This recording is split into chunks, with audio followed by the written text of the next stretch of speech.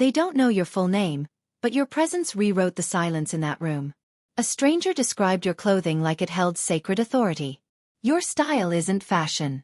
It's ancestral memory woven into fabric. You weren't in the room, but they felt you enter. Someone said your jacket looked like royalty mourning a lover.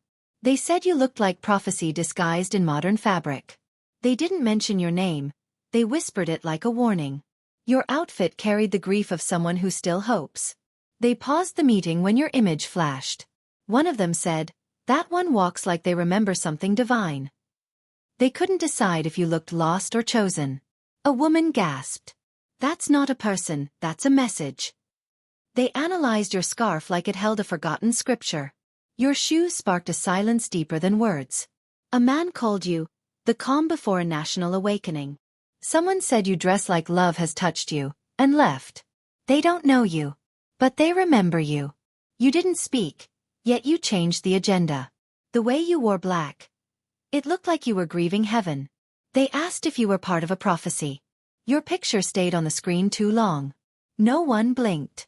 They said you dress like you've survived something holy.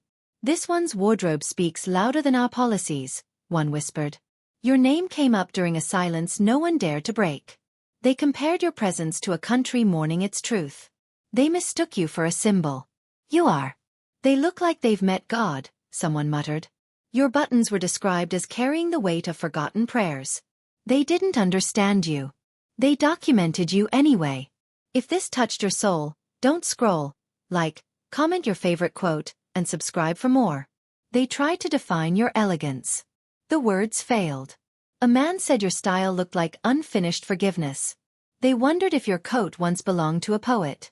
You didn't walk in, but the light changed like you had. They saw your image and forgot their speeches. One said your look felt like exile and home.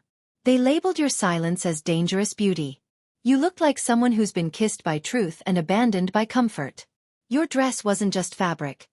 It moved like mourning and resurrection. They debated you like a spiritual emergency. Someone said, "I saw God in their collar." Your outfit was accused of carrying too much meaning. They asked, "Are they an artist or an answer?" They don't know your language, but your silhouette spoke volumes. You weren't invited, but you've already altered the course of things.